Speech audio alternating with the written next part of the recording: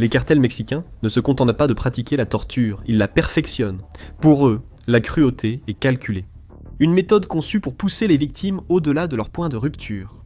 Qu'il s'agisse de lâcher des tigres, de mettre du piment dans les plaies, ou de transformer un simple vase de fleurs en arme de douleur.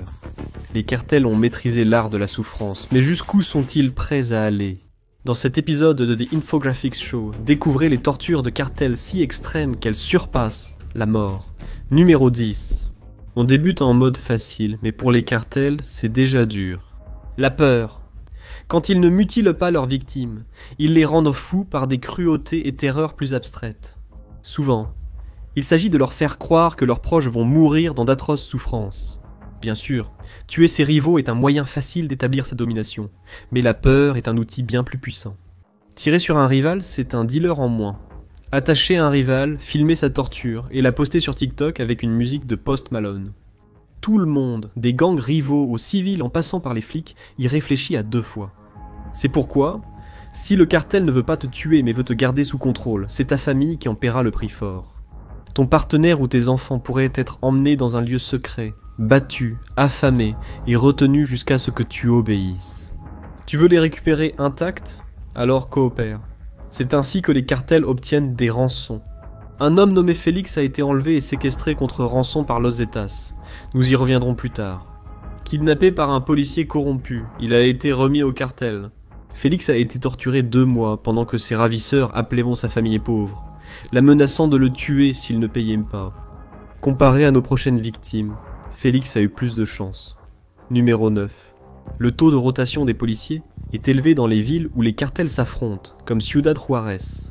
Refusez l'argent du sang des narcos et vous devenez une cible. Les gangs adorent faire un exemple de ceux qui ne se plient pas à leurs règles. Mais si vous décidez de jouer sale et d'accepter un salaire d'un des cartels, eh bien, alors vous avez une cible sur la tête, de la part de tous les rivaux. Dans tous les cas, vous allez probablement passer un sale quart d'heure. Nous ignorons dans quelle catégorie est tombé José Everardo Sánchez Valenzuela, mais nous savons cela. Le jeune policier a subi l'une des pires tortures imaginables. C'était en 2011. José n'était policier que depuis 1 an, lorsqu'un gang de sicarios d'un cartel inconnu l'a encerclé et traîné hors de la rue. La fois suivante, où quelqu'un a vu José, il était traîné hors d'un véhicule, mains et pieds liés, un sac plastique sur la tête. À ce stade, il était sûrement drogué ou battu, mais le pire restait à venir. Sous les yeux de nombreux témoins terrifiés dans les rues de Paseo del Alba, les membres du gang ont aspergé José d'un accélérant, puis une allumette a été allumée.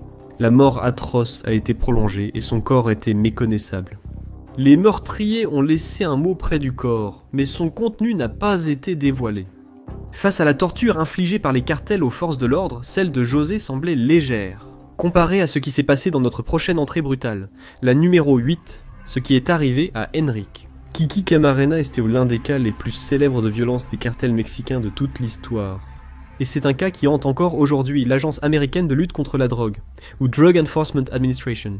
Kiki s'est fait beaucoup d'ennemis dans le trafic de drogue, agissant comme un informateur précieux qui a donné à la Drug Enforcement Administration et aux fédéraux mexicains l'emplacement de plusieurs grandes plantations des cartels. Cela a entraîné de nombreux brûlages contrôlés et de nombreux barons de la drogue mécontents au début des années 1980. En 1985, cela a culminé brutalement pour Kiki, en représailles à la destruction d'un lucratif ranch de marijuana. L'année précédente, Kiki avait été enlevé devant le consulat américain à Guadalajara par un fonctionnaire mexicain corrompu. Il a été déplacé vers un endroit plus isolé où sa longue torture pouvait commencer. Selon le rapport officiel de la Drug Enforcement Administration, Kiki a été torturé pendant plus de 30 heures. Ses ravisseurs ont brisé son corps et l'ont plongé dans une douleur atroce. Le corps de Kiki, ainsi que celui de son pilote personnel, qui avait également été enlevé au même moment, seraient retrouvés abandonnés, enveloppés dans du plastique. En plus d'être troublantes, la torture et la mort de Kiki ont aussi nourri des théories du complot dans les décennies suivantes. La CIA était en possession de plusieurs enregistrements des interrogatoires et du meurtre de Kiki, et a longtemps refusé de tous les divulguer, étant donné que toute cette affaire relevait principalement de la Drug Enforcement Administration. Des gens ont commencé à spéculer qu'un agent infiltré de la CIA aurait pu être présent pendant toute l'affaire, ce qui n'est pas impossible, étant donné que c'est la CIA qui avait formé les agents très corrompus, qui ont enlevé Kiki au départ. La CIA, si elle était impliquée, ne voulait surtout pas perdre la face. Et, en parlant de perdre la face, numéro 7. Une forme de torture relativement unique au cartel de la drogue mexicain dans le monde moderne est l'écorchement, surtout lorsque la victime est encore en vie. Les victimes sont attachées à une chaise avec du ruban adhésif et maintenues en place, pendant qu'un sicario les découpe lentement et soigneusement avec une lame de rasoir. S'ils veulent vraiment que tu réfléchisses à tes choix de vie qui t'ont mené à ce moment, ils pourraient même placer un miroir devant toi pendant que ça se passe pour que tu puisses regarder. Parfois, ils t'injecteront un peu d'adrénaline pour que tu ne t'effondres pas avant que le plaisir soit terminé. S'ils se fâchent vraiment, ils pourraient te couper les parties génitales avant que tu ne meures d'hémorragie. Lors d'un incident tristement célèbre en 2010, la peau d'un homme a été cousue sur un ballon de football et laissée à côté de l'hôtel de ville. C'est un crime très polyvalent contre la dignité humaine. Tailler ses ennemis comme une haie est une tactique courante chez les tortionnaires de cartel. Tu te rappelles de Félix dont on a parlé, le gars enlevé et rançonné par les États? À sa sortie, il a évoqué des situations semblables vécues dans les planques miteuses où il était détenu par les États. Les sicarios laissaient entrer des membres du cartel du Golfe pour les torturer et obtenir des informations. Félix a expliqué que les États leur coupaient à chaque jour un nouveau membre jusqu'à ce qu'ils parlent. Lorsqu'ils livrèrent des informations, ils étaient libérés de leur corps. Les États les emmenaient sur une montagne voisine et les brûlaient jusqu'à ce qu'il ne reste que des cendres. Mais en matière de mutilation, il faut reconnaître que les cartels du Mexique doivent céder la place aux opérateurs en Colombie. Numéro 6. Cette méthode de torture était utilisée par des trafiquants de drogue colombiens durant la Violencia. La Violencia fut une décennie très brutale de l'histoire colombienne. De 1948 à 1958, une guerre civile entre les partis conservateurs et libéral a fait environ 20 000 morts, soit une personne sur 50 en Colombie. Dans un pays où la violence politique était courante, les organisations criminelles s'imposaient facilement. Part du gâteau, insistance sur la part. La forme de violence la plus connue issue de cette période était la cravate colombienne. Les gangs égorgèrent la victime et tirèrent la langue à travers l'ouverture, de sorte qu'elle retombait sur la poitrine, comme une cravate de chair. Mais honnêtement, ce n'est rien, comparé aux horreurs du vase de fleurs. Couper, c'est trop graphique et de mauvais goût, même pour un film d'horreur sordide des années 80. Par cette méthode, les gangs démembreraient leurs victimes. Ensuite, faisant preuve d'une créativité macabre digne de fleuristes, ils arrangeaient ce qu'il restait en quelque chose qui ressemblait à un grotesque bouquet humain. C'était un cadeau que personne ne souhaiterait recevoir. Peu de tortures sont plus horribles que celle-ci. Eh bien, à moins que vous ne vous soyez aventuré dans un certain ranch dans la campagne mexicaine. Numéro 5. Il faut se rappeler que, comme toutes les organisations criminelles de l'histoire, les cartels sont une affaire de famille. Cela s'est avéré très vrai avec les fils du célèbre cartel de Sinaloa, le baron de la drogue El Chapo. Nous reparlerons plus tard de lui et de ses méthodes de torture troublantes. Les fils d'El Chapo, mieux connus sous le nom de Los Chapitos, ont passé des années dans une lutte sanglante pour le pouvoir contre son ancien partenaire, El Mayo, pour le contrôle du cartel de Sinaloa. Ils ont prouvé être les fils de leur père. Il suffit de regarder le ranch de Navalato. Ce lieu était un terrain de jeu macabre pour satisfaire leurs désirs sadiques sur des rivaux et des innocents. L'une des méthodes privilégiées par ces fils sociopathes de Sinaloa impliquait des tire-bouchons.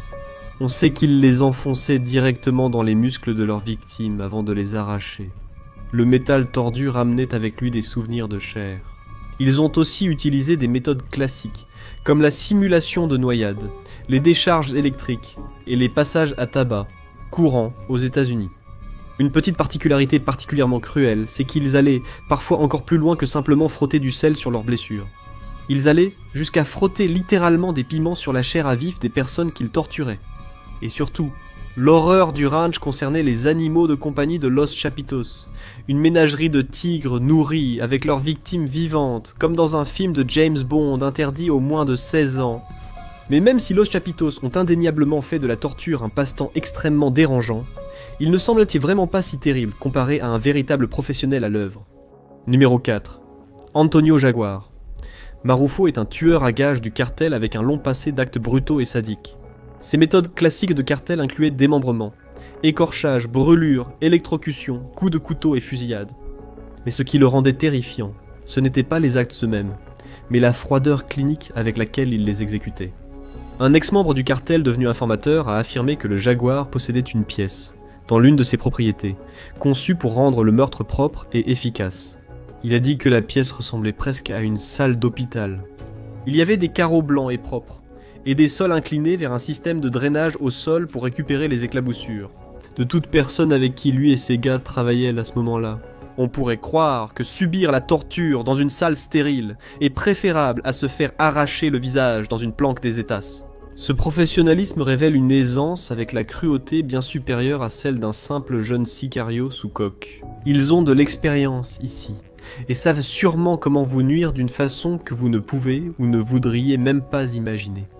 Mais vous savez qu'un tueur à gages notoire n'emploiera pas des méthodes de torture aussi brutales que le monstre qu'il a engagé. En parlant du numéro 3, les actes des Los Chapitos étaient plutôt mauvais, pour le dire gentiment.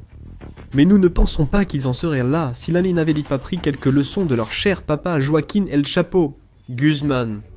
Sans doute le baron de la drogue le plus célèbre depuis Pablo Escobar, roi colombien de la cocaïne. Et Guzman se distingue de beaucoup d'autres barons de la drogue par son empressement à se salir les mains lui-même.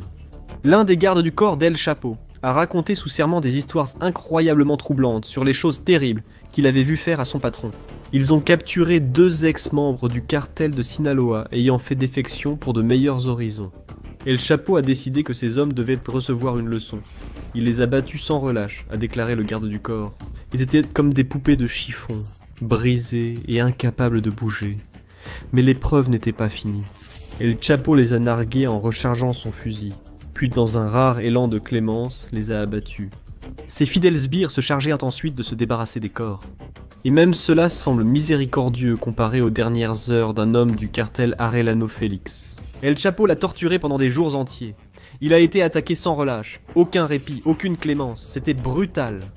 La chemise de l'homme lui collait à la peau, trempée de sang, de sueur et de crasse. La victime était isolée dans une cabane en bois sombre, suffocant sous la chaleur du Mexique. Après des jours de souffrance, El Chapo l'a emmené dans un coin isolé et l'a tué. Le corps a été jeté dans une tombe peu profonde. El Chapo, expert en torture, a qualifié son isolement avant son procès américain de torture permanente, ajoutant « Je ne peux pas me concentrer pour aider ma défense. Je souffre de maux de tête et vomis presque chaque jour. Je n'ai pas vu le soleil ni respiré d'air frais depuis 13 mois dans votre pays. Mais au cas où cette petite histoire tragique vous rendrait un peu trop compatissant envers El Chapo, notre prochain récit terrible de torture vous rappellera bien qui il est vraiment. Numéro 2. Si ces descriptions de torture et de mort ne vous ont pas alerté, El Chapo est vraiment mesquin et sadique. En 2004, il a ordonné la mort du frère du chef rival Rodolfo Carrillo, simplement parce qu'il avait refusé de lui serrer la main. Ce qui est arrivé à Rodolfo n'est rien comparé à ce qu'a subi Israel Rincon, un autre rival narco. Sa mort tortueuse est quelque chose qu'aucun réalisateur de films d'horreur n'aurait pu imaginer.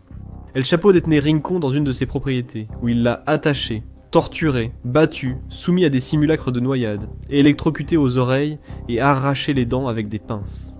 Après des heures de torture, Rincon perdait de connaissance, s'affaissant sur sa chaise. Eh bien, cela n'allait pas. El Chapo a engagé un médecin privé pour soigner Rincon et le réveiller. Et lorsque le malheureux narco fut ramené parmi les vivants, El Chapo et ses hommes ont simplement continué à le torturer, avant de finalement battre et frapper le pauvre homme à mort. Toute cette scène a été filmée et mise en ligne sur YouTube. La torture subie par Israel Rincon a sans doute traumatisé des milliers de personnes qui l'ont vu. Cependant, même si tout ce dont nous avons parlé aujourd'hui suffit à vous donner des cauchemars, nous allons devoir inviter les États une fois de plus. Numéro 1 aujourd'hui. Ces États sont fracturés et en déclin, mais à leur apogée, ils étaient le cartel le plus brutal du Mexique. Au départ, ils faisaient partie des plus petits cartels, servant de force paramilitaire pour protéger les opérations du cartel du Golfe. Mais ils se sont séparés pour suivre leur propre voie, forts de ce qu'ils avaient appris. Mais, étant plus petits, leur violence était plus grande, plus cruelle et audacieuse. Ils ont accompli des actes inimaginables, même pour les autres cartels. Et rien n'illustre mieux cela que les monstrueux combats de gladiateurs que les États appelaient « Qui veut être le prochain tueur à gages ?» Ces jeux de torture tordus survenaient lors de massacres majeurs, notamment contre des bus de migrants. Les femmes étaient abusées, puis tuées, tandis que les hommes recevaient des armes rudimentaires et étaient forcés de s'entretuer. Et si tu parvenais à survivre à cette épreuve sanglante, en tuant des gens qui pouvaient être tes amis ou même ta famille, tu serais suffisamment brisé pour être intégré au groupe en tant que tueur professionnel. Parce qu'y a-t-il pire torture que celle qui te transforme toi aussi en monstre? Les tortures des cartels dépassent parfois la mort, mais certaines victimes résistent. Regardez, les fois où les cartels se sont attaqués aux mauvaises personnes pour voir quand la situation s'inverse, ou cliquez sur cette vidéo